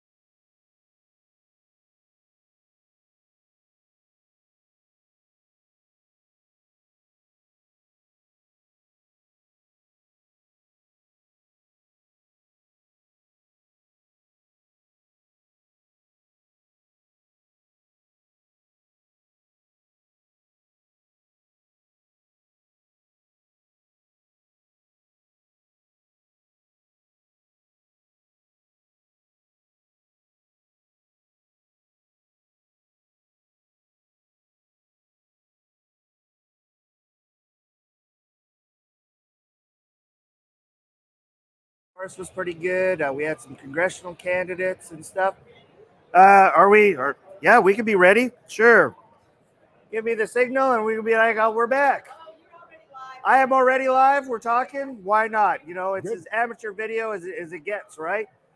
We're back live, and I have a great guest. Did you just speak, or you're about to speak, Robert? I'll be on the stage in about an hour. Oh, 10 minutes. perfect. Yeah. So this is the warm-up show. I hope so. Robert Bryce, better be good. Go ahead. Very nice to meet you, sir. Pleasure. Go ahead and introduce yourself. Tell everybody who you are and what you got going on. Sure. My name is Robert Bryce. I live in Austin, Texas. I'm an author, journalist, podcaster, film producer. I'm the proud parent of 3 amazing kids, Mary, Michael, and Jacob. Married to the same woman, Lauren, for 36 years. Congratulations, sir. Been writing about the energy and power business for over 30 years and consider myself a very lucky man. So how's that? Very good. You got a brand new book Oh yeah, there too. I've written 6. Hold that well, up. Now let me see. Well, how long do I have here? Hey man, you got half an hour. How about that? Or as long as you want to. You're speaking. I've written 6 books. This is my latest one. It's called The Question of Power, Electricity and the Wealth of Nations. It came out about 2 years ago. Tell your friends, tell your neighbors. You don't have to read it. You just have to buy it. Excellent. And if you buy it on your Kindle, I make a better royalty. But yes, I've written 6 books. Have a podcast, Power Hungry podcast, documentary out called Juice: How Electricity Explains the World, and working on another documentary. So yeah, there's a lot going on. Tell me a little bit about Juice. Juice powers the world. So the film came out about 2 years ago. It's called Juice: How Electricity Explains the World. I developed it, made it, produced it with my colleague Tyson Culver, who did a great job directing the film. We went all over the world looking at societies, countries through the lens of electricity. We went to India, Iceland, Lebanon, Puerto Rico, Colorado, New York, looking at those different societies and showing why electricity is the world's most important and fastest growing form of energy. So countries that have electricity prosper, the ones that don't, full stop. So that's how that was the bias in the film. And I'm very proud of it. I think it's one of no one's ever accused me of being humble. It's the best film on electricity. Hey man, this is what this is all about. It's about attention, the GPA and stuff. How did you get roped into being one of the speakers here at the GPA? Well, actually, Johnny Dreyer contacted me. Gosh, it's a couple of years ago. We had some COVID interruptions, as you know, and finally making it happen. And I'm pleased to be here. Awesome. And what's you're talking here, like you said, in about an hour. Yeah. What are the clip notes? What are if people aren't able to make it down, or if they're on their way, what are they about to hear? Sure. Well, first thing I want to talk about is the energy transition. What is the energy transition? Is it really happening? And if you come to the talk, I'll explain. Well, actually, it's no. The answer is no. It's not happening. When you look at the numbers, not my numbers, the numbers, the BP statistical review data, for all of the talk about wind and solar, the growth in wind and solar isn't even keeping pace with the growth in hydrocarbons. In fact, growth in hydrocarbon consumption, hydrocarbon use, growing far faster than the growth in wind and solar combined, and it's not even close, really. And I think a lot of people. Then I'll also talk about what's happening in the U.S., what is being proposed, some of the growth in hydrocarbon use in the U.S. Then I'll talk about what's happening in Europe. Europe is Europe's a mess right now, right? In dire straits. 70% of the fertilizer capacity in Europe is now offline, which will have future impacts on food and significant ones. But also, and not just in Europe, but it's going to trickle down to Africa and stuff, right? Absolutely. Africa is already short of over 30 million metric tons of grain.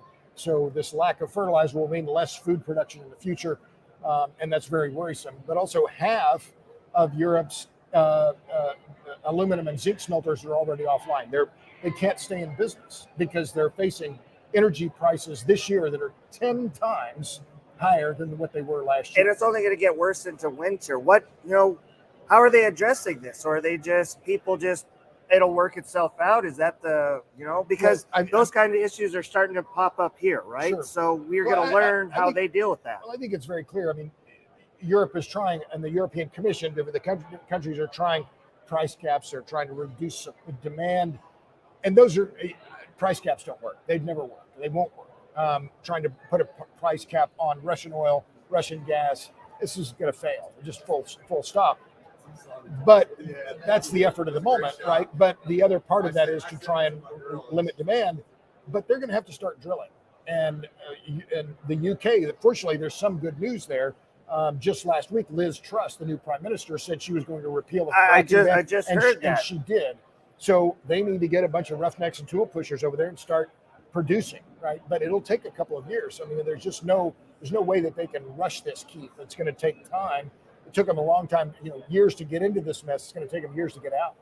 So we're already seeing policy changes. Do you think, Germany and some of the other European countries are going to follow suit with some, addressing it? Well, if rationalism lives in Europe, yes, absolutely, they should.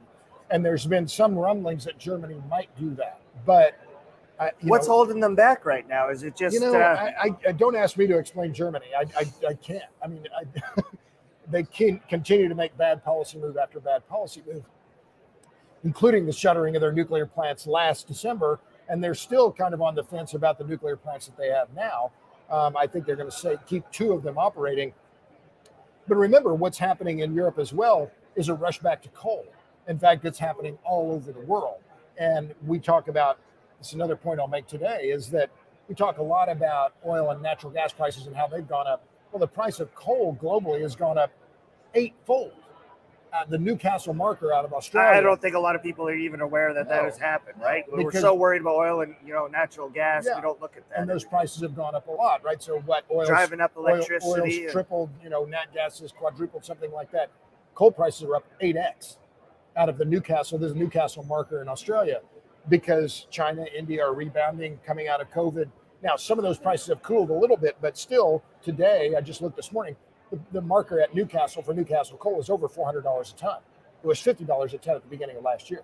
So what we're seeing is a rush to hydrocarbons, right? Europe isn't saying give us more solar panels and wind turbines. They're saying we need more coal, oil, and natural gas, and even firewood. I mean, this is how extreme the situation is in Europe. Do you think with that emergency there, that'll change policy here at home as well, or some of the perception? It should. I mean, if policymakers are paying attention, that's the big. We had a couple, congressional, people running for office here, and they're supported by the Oil and Gas Workers Association. It seems like a lot of the new blood coming in realize this, that our America's wealth has been based off of the oil and gas industry and America's ability to take advantage of that, and having this cheap, abundant energy. It's foundational to society, and it's true all over the world. And we look at the rise of China. Well, what has fostered the rise of China? It's coal. I mean, let's be clear. China's building more coal-fired power plants now. India has said they're going to keep their coal plants online for longer than they had planned. There's just no replacement, right? I'm adamantly pro-nuclear. If we're serious about reducing CO2 emissions, we need to be serious about nuclear. There are some positive signs. In fact, just last Friday, Holtec International announced that they're going to reopen the Palisades nuclear plant in Michigan, which was closed in May. So that's absolutely great news. But you're right in terms of what's the basis and the foundation of American success? Well, it's cheap, abundant, reliable energy, and it's been ongoing. And what I worry about in the U.S., yes, we should be at an inflection point. Policymakers should be looking at Europe and saying, "There, but for the grace of God, go us," right? But I mean, there are a lot of counter indicators to say that they're not quite getting the memo. Very true. Like in California, they announced this ban on gas powered cars. Right. And then a month later, they're Not like, you can't even charge. It wasn't even a week. Yeah. It wasn't. You can't power. You can't recharge your. Right. So what do they even see that as a problem? Like, you can't have this car, but you can't charge this car again, either. There is some positive moves. There are some positive moves out of California. It was just on September 1st, the California legislature voted to save Diablo Canyon. They appropriated funds that will prevent or will help Pacific Gas and Electric keep Diablo Canyon open. Well, yes, of course. You're going to shut down, regardless of whether it's coal or nuclear gas or whatever. That one plant provides 9% of the electricity in California. So they'd be idiots to close it now, right? Especially, and that move came just before this vicious heat wave started hitting California. So that's very positive. But this internal combustion engine ban, I joke, invest in car dealerships in Reno. I mean, this is where the Californians can't buy, the car they want in California. They're going to go across the electric car push.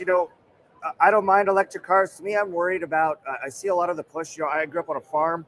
The electric agricultural equipment, because when it comes to harvest season, and it's time to combine, Sure. It is time to combine, and it goes 24 hours a day. If you have to shut down 12 hours in and charge for 12 hours to your massive combine because it takes so much energy, that's going to create a food crisis right there. And can you imagine a combine going down the road and the batteries died? Like, how would you move this thing? Like, it just to me, it is remarkable, and that's something I keep coming back to is the fact that the energy infrastructure we have, I believe, is largely going to be the energy infrastructure we are going to have.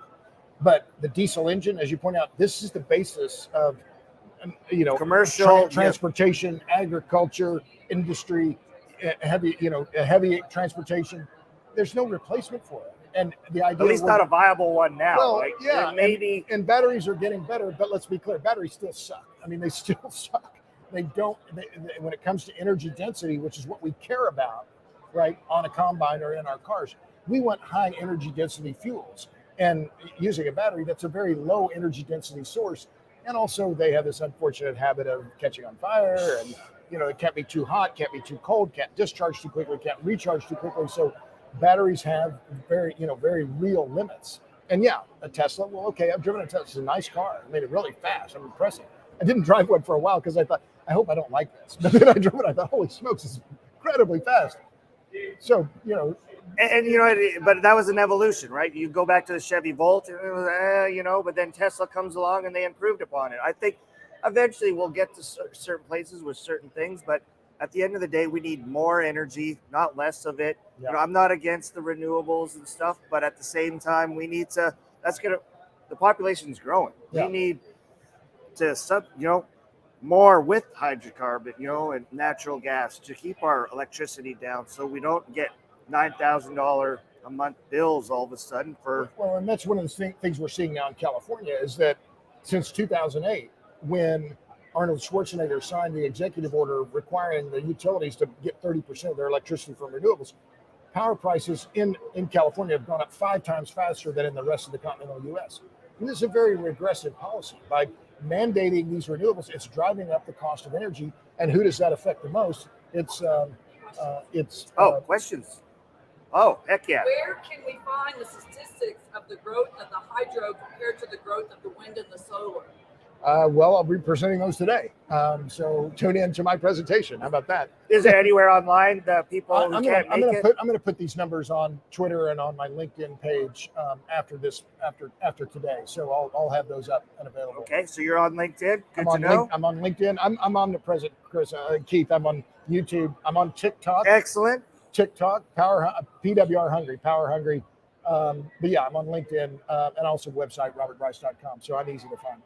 robertbryce.com. Okay, that'll be on after your presentation. Yeah, probably tomorrow I'll post some of this. Yeah. Any more questions? Terry Nelson, isn't NGL a good solution to the Europe energy problem? Well, I'm all about natural gas liquids. I mean, I was talking with Tucker Perkins. He's here. He's from the Propane Energy Research Council. And a friend of mine, Chris Wright, who's the CEO of Liberty Oilfield Services, propane is his favorite hydrocarbon. How many people have a favorite hydrocarbon? Once he started talking about propane, I thought, yeah, I love me some propane too. Right? It's a very versatile fuel. But Europe doesn't just need NGLs. They don't just need gasoline and diesel fuel. They need coal. But we could get them some NGL. Like if all of a sudden America ramped up and wanted to really export and try and help them out, I think, the fastest way to get them the most amount would be NGLs, correct? Well, I don't know how much I'll put it this way. There are limits on the system, right? And as you know, the upstream companies are limiting their expenditures because they're not going to just burn cash like they did in the heyday of the go-go days of the shale revolution. They're going to be much more disciplined. So yes, we're seeing production rise, but it's rising fairly slowly.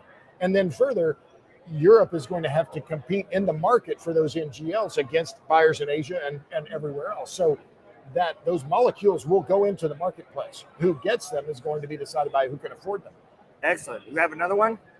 No? Just personal stuff. It's his birthday, so he's getting a lot of birthday wishes. How's San Antonio? How's the Alamo City? Oh, okay.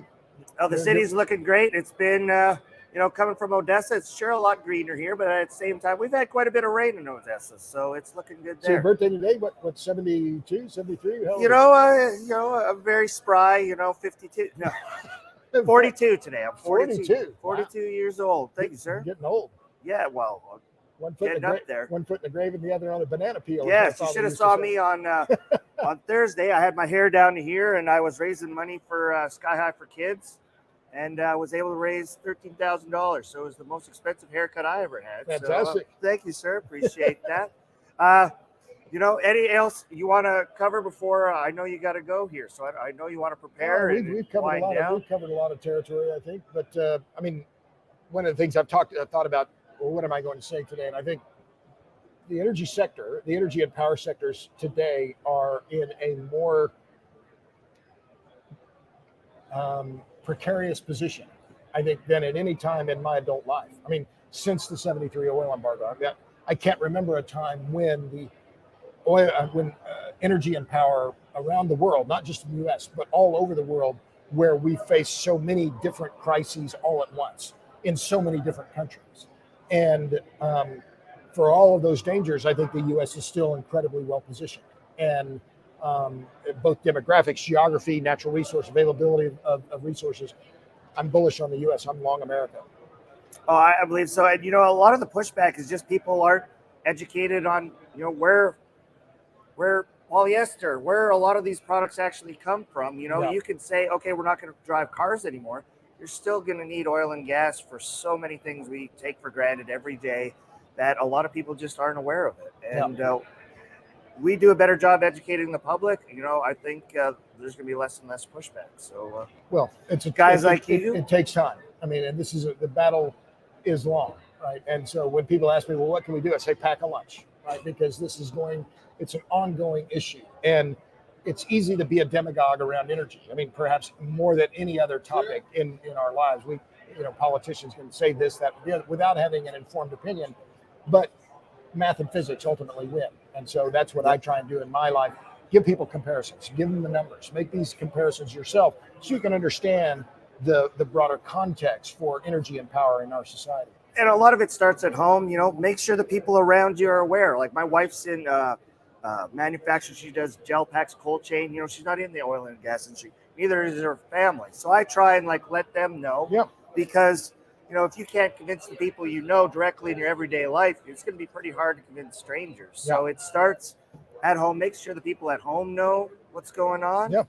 And then go from there. And can't be afraid to talk about these issues. You got a podcast. Sometimes people they don't want to come on and speak. They'd be like, I don't want that. Oh, I know. And I've invited a lot of people on my podcast who won't do it. They just won't.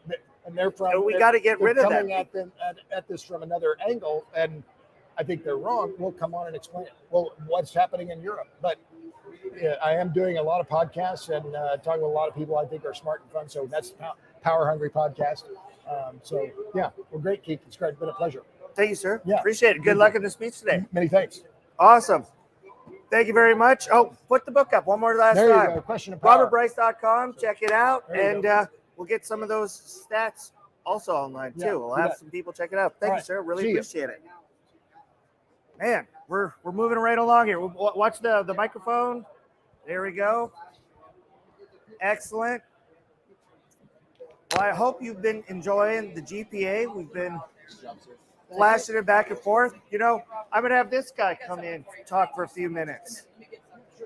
He's a man who's come on. Oh. Very good. Thanks. Oh, right. Really appreciate you and just enjoy. Yes, inside. The money is in the bag.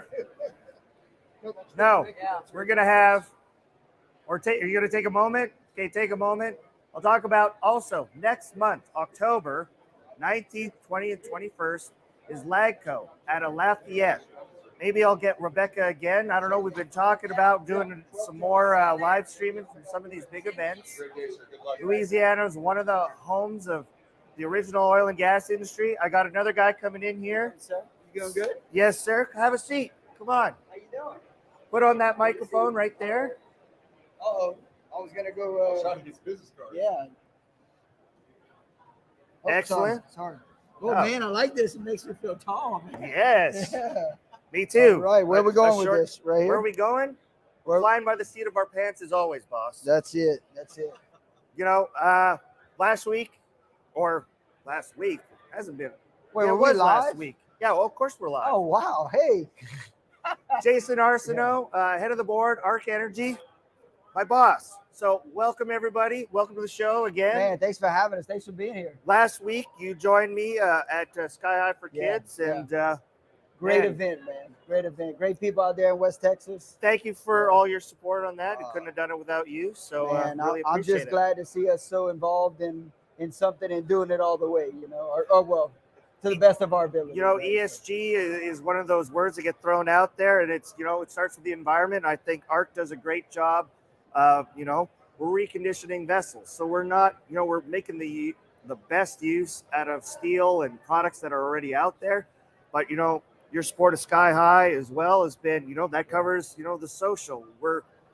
We support a lot of different organizations and get out there, and that's what you kind of got. It's corporate, responsibility, I guess, right? And it's like we're doing, like trying to work with the Sky Highs, trying to work with some of the other organizations, the Hurricane Fund, as well as working with all the independent shops. As you know, we're in Egypt, we're in Corpus Christi. The guys in Corpus do a great job, Robstown, of working and bringing bikes to the local communities. Elk City gave a lot for the hurricane, Miss Valerie and the team there. So I think it's also important for our local teams to have their own budgets to make their own impact. So it's really cool and really excited what I've seen us do here. We've always cared, we've always tried, but to have an organized approach to it really feels good. And I'm excited to do the stuff in Egypt because there's great people around the world. And so being able to see some families touch there, it's a cool deal for me. I mean,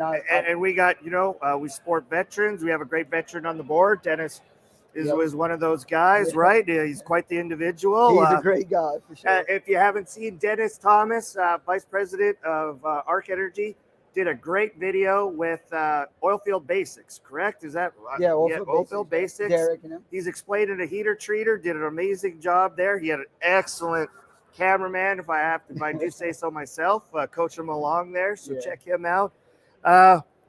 We got this event here, and I don't know. Do you want to talk about LAGCO at all, or anything else that's coming up? What do you got on the board? Yeah, well, I'll be in Adipec for anybody out there listening around the world. When's Adipec? Adipec is October 30th through November 3rd. Shit, am I going?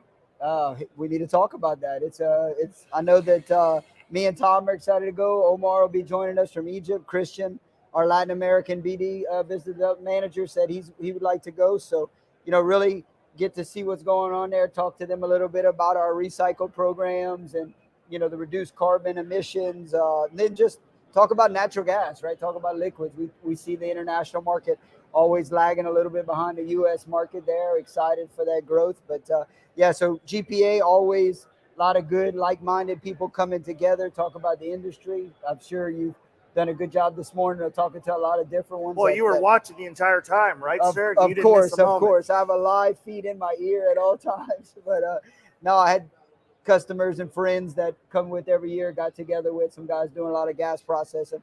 So I missed a few, but I will watch them. I try to do good, my sir. part. I think you closed the suite down last night, didn't you? Yeah. Me and Mikey Mahoney, partner there, went downstairs, chatted on sales. We're growing internationally, so I really pride myself at really liking the international and being passionate about that with the gas plants and the build on operate. So really trying, to strategize. So we stayed up to about 1:30 strategizing over some alcohol. Strategizing, yes. Strategizing, yes.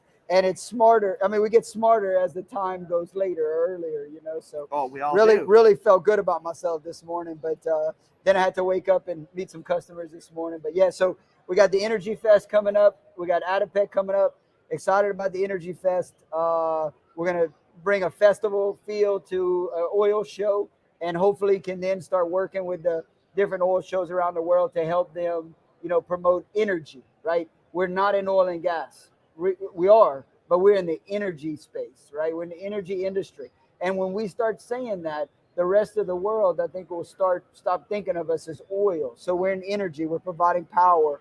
Heat, it's marketing, PR. We supply cheap energy to poor people. It's a great way to put it. Yeah, we definitely we're touching a lot of people around the world, and I really believe, and we talked about it the last couple of weeks and yesterday, oil, water, food, and electricity or power are the necessities in life these days.